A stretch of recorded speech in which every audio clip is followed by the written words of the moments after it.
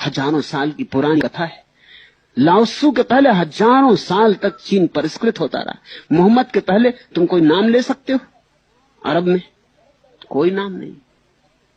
मोहम्मद से अरब का इतिहास शुरू होता है। मोहम्मद के पहले कोई नाम नहीं है, एक भी नाम नहीं। इस देश में तुम नामों की गिनती करो तो गिनते चले जाओ, गिनती न कर पाओ।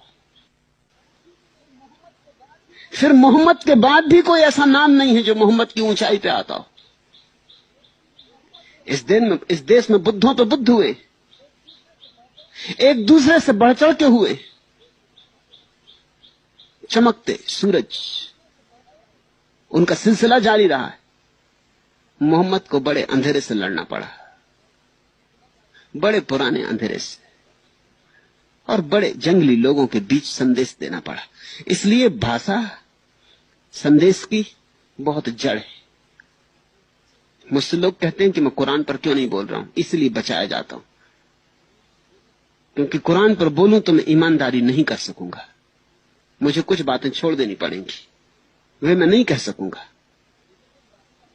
मुझे कुछ बातों का विरोध भी करना पड़ेगा।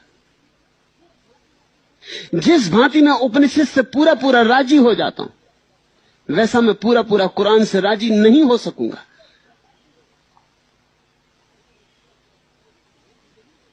क्योंकि मैं जिनसे बोल रहा हूं वो दूसरे तरह के लोग हैं। मोहम्मद ऐसे हैं जैसे प्राइमरी स्कूल में कोई शिक्षक। इस देश में बोलने का मतलब होता है विश्वविद्यालय की अंतिम कक्षा। इसलिए फिरोज, तुम्हारा कहना ठीक है कि 1400 साल पुराना होने पर भी इस्लाम इतना पुराना क्यों मालूम होता है? अपरिष्कृत है। और फिर एक तरह की जड़ता पकड़ गई, क्योंकि जड़ लोग थे जिन्होंने मोहम्मद का अनुगमन किया। जो लड़े वो भी जड़ थे, जो उनके साथ आए वो भी जड़ थे। वहां जड़ी लोगों का जमाव था। जो साथ आ गए वो भी जड़ थे। उन्होंने मतांध होकर मोहम्मद ने जो कहा उसे पकड़ लिया, फिर उसमें कोई तरमीम नहीं की, फिर कोई सुधार नहीं किया। ये जान के तुम हैरान हो गए, कुरान पर कोई टीका नहीं लिखी जाती। इधर हम परिष्कार करते चले जाते। हर सदी में हम फिर से टीका लिखते हैं ब्रह्मसूत्र पर, उपनिषद पर, गीता पर, क्योंकि सदी में कुछ बढ़ाव हो गया। हमें उपनिषद को खींच के इस सदी तक लाना पड़ता है। इस सदी को हमें समाहित कर देना होता। जब मैं बुद्ध पर बोलता हूं तो क्या तुम सोचते हो सिर्फ बुद्ध पर बोल रहा हूं? 2500 साल में जो हुआ है वो भी उसमें सम्मिलित कर रहा हूं। बुद्ध को मैं आधुनिक कर रहा हूं, क्योंकि मैं बोल ही नहीं सकता बुद्ध पर बिना 2500 साल को सम्मिलित किए। मैं 2500 साल बाद आया हूं, तो 2500 साल में जो कुछ घट गई है दुनिया में बातें, आदमी ने जो जो अनुभव कर लिए हैं, जो विचार कर लिए, वो सब उसमें सम्मिलित हो रहे हैं। कुरान वहीं के वहीं, 1400 साल पुरानी थी वहीं के वहीं। कुरान बंद डबरा हो गया। उपनिषद अभी भी बहती धारा है। अभी भी लोग आते हैं और उपनिषद को आगे बढ़ा देते। इसलिए उपनिषद का रोज रोज नया संस्करण होता जाता है। कुरान वहीं के वहीं ठहरा हुआ है। तो एक अर्थ में हिंदू, जैन, बौद्ध बहुत पुराने, और एक अर्थ में बहुत नए। और कुरान नया है एक अर्थ में, और दूसरे अर्थ में बहुत पुराना है। फिरोज का प्रश्न ठीक है। कुरान को भी खींच के लाने की जरूरत है। कुरान को भी आधुनिक बनाने की जरूरत। उसमें भी हीरे पड़े, उसमें भी बड़ी बहुमूल्य बातें छिपी,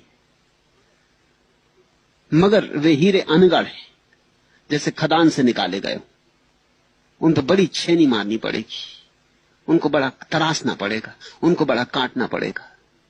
तुम्हें पता है जब कोहनूर हीरा मिला था तो अभी जितना उसका वजन है इससे 3 गुना ज्यादा था। वजन तो ज्यादा था लेकिन कीमत कुछ भी नहीं थी। अब वजन तो 3 गुना कम है लेकिन कीमत करोड़ गुनी। क्या हुआ? वजन कम हुआ और कीमत बढ़ी। खूब तराशा गया है, नए नए पहलू निकाले गए हैं। जो जो व्यर्थ था झाड़ दिया गया है। कुरान अनतराशा है, हीरा है खदान से निकला हुआ, उस पर तराशा नहीं गया। और जिन लोगों ने कुरान को स्वीकार किया उनमें इतनी हिम्मत नहीं थी कि उसको तराश। उन्होंने तो जैसा है बस वैसा का वैसा रखने की कोशिश की। उन्होंने उसे सुरक्षित रखा है। ठीक वैसा का वैसा सुरक्षित रखा है, जरा भी हेरफेर नहीं होने दिया। रक्षा तो पूरी की, लेकिन हीरा अनगढ़ रह गया है। उस पर नई टीकाएं चाहिए, उस पर नए वक्तव्य चाहिए, उस पर नए मनीषियों के बोल चाहिए। मगर नए मनीषियों के बोल सहने की हिम्मत मुसलमान की नहीं। वो तो नाराज हो जाए, वो तो बर्दाश्त ही ना करे। अनुग्रह की तो बात अलग। सारी दुनिया में मेरे सन्यासी हैं, पाकिस्तान को छोड़ के। पाकिस्तान से मित्र आते हैं ऐसा नहीं है कि नहीं आते, आते छिपे छिपे आते। फिरोज का ही आना हुआ है छिपे छिपे। फिरोज सन्यासी होना चाहता है लेकिन नहीं हो सकता, क्योंकि वहां गैरिक वस्त्र कि जिंदा रहना मुश्किल हो जाए, गले में माला कि गले का बचना मुश्किल हो जाए। मुसलमान स्वागत नहीं करेंगे अगर कुरान में नए विचारों के आविर्भाव, नई शाखाएं उगाई जाएं, नई कलमें लगाई जाएं अर्थ की। तो बजाय इसके कि वो धन्यवाद करें, वो एकदम नाराज हो जाएंगे। इसलिए कुरान जड़ हो गया है, होना नहीं चाहिए ऐसा। कुरान प्यारी किताब है, थोड़ी सी प्यारी किताबों में एक किताब है, उसमें खूब रहस्य, मगर निखार की जरूरत है, बड़े निखार की जरूरत है। और मुसलमान की तैयारी नहीं है उस निखार के लिए। मुसलमान छूने नहीं देता, वो कहता कुरान में संशोधन हो ही नहीं सकता। तो कहता कुरान आखिरी किताब है, परमात्मा अपना अंतिम संदेश भेज दिया। परमात्मा अपना अंतिम संदेश कभी भेज नहीं सकता। परमात्मा के सभी संदेश आते रहेंगे, बदलते रहेंगे। समय बदलेगा, स्थिति बदलेगी, लोग बदलेंगे, संदेश बदलेगा। अंतहीन है ये सिलसिला। इसलिए इस्लाम पुराना मालूम पड़ता है।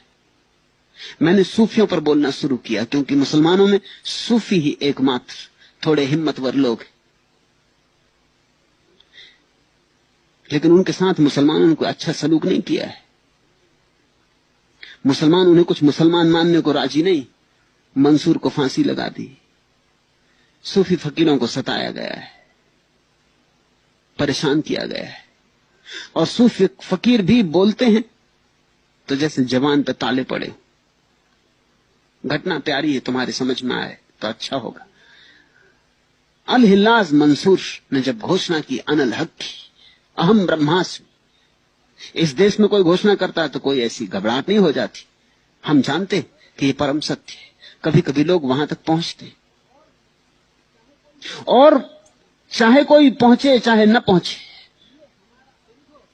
ये हमारा अनुभव है कि वस्तुतः हम सब वही हैं, या कम से कम हमारी श्रद्धा है कि वस्तुतः हम सब वही परमात्मा स्वरूप है। तो जब अल हिल्लाज मंसूर ने कहा अनल हक, मैं सत्य हूं, मैं परमात्मा हूं, अगर हिंदुस्तान में कहा होता तो हमने उसे सिर उठा लिया होता, हमने उसे उपनिषद के ऋषियों के साथ गिना होता। लेकिन मुसलमानों ने बड़ी दिक्कत दे दी, मारने को तैयार हो गए। मंसूर का गुरु था जुनैद, खुद भी उपलब्ध व्यक्ति था, सिद्ध पुरुष था। जुनैद ने मंसूर को पास बुलाया और कहा, सुन, तू क्या सोचता है, तुझे ही पता चला अनल हक का, हमको पता नहीं चला। हमको भी पता है, लेकिन मुंह पे ताले डाले, मुंह बंद कर ले, नहीं तो जिंदगी गंवानी पड़ेगी। मंसूर ने कहा, अगर मैं कह रहा होता तो मुंह बंद कर लेता, वही कह रहा है, अब उसका मुंह मैं कैसे बंद करूं? जब कहेगा तो कहेगा, जब नहीं कहेगा तो नहीं कहेगा। और आपने मुंह पे ताले डाले हुए। ये बात सुन के शर्म से मेरा सिर झुका जाता है कि मेरे गुरु ने अपने मुंह पे ताले डाले हुए। जुनैद व्यर्थ की झंझट में नहीं पड़ना चाहता था। जो बातें उसे कहनी होती थी अपने शिष्यों को कहता था। समूह में कहना व्यर्थ की झंझट थी, लेकिन मंसूर ने घोषणा समूह में करनी शुरू कर दी। वही हुआ जो होना था।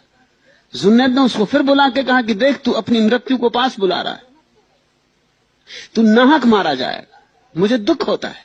तू मेरे प्यारे शिष्यों में एक है, मेरे पहुंचे हुए शिष्यों में एक, और तू जो कह रहा है ठीक कह रहा है, लेकिन अब तेरी मौत करीब आ रही, क्योंकि राजा के अंदेशे मेरे पास आने लगे, संदेशे मेरे पास आने लगे कि मंसूर को रोको।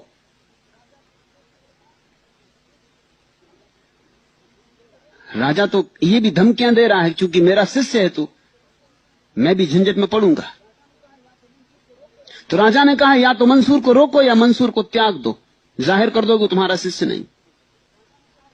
मंसूर ने कहा, जैसी आपकी मर्जी, लेकिन मैं क्या कर सकता हूं। जब घोषणा होगी तो होगी। जुन्नैद ने ये सोच के कि यहां से जाए, कहा कि तू जा, काबा की परिक्रमा करा। पता है मंसूर ने क्या किया? वो उठा और उसने जुन्नैद की परिक्रमा की। उसने कहा, मेरे काबा आप, मेरे मंदिर आप।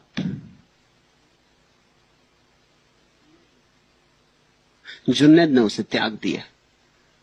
हिम्मतवर न रहा होगा जुन्नैद। जुन्नैद के त्यागे जाने पर उसकी हत्या की गई, उसे मारा गया। 1 लाख आदमी इकट्ठे हुए थे उसकी हत्या देखने। उस पर पत्थर मारे गए, कूड़ा करकट फेंका गया, गालियां दी गई। लोग जब पत्थर फेंक रहे तब वो हंस रहा था, ये दिखाने को कि जुन्नैद भी उसकी हत्या से सहमत है। जुन्नैद भी गया था और उसने सिर्फ एक फूल फेंक के मारा, ताकि लोग समझें कि वो भी कुछ मार रहा है फेंक के। उसके फूल के गिरते ही मंसूर रोया।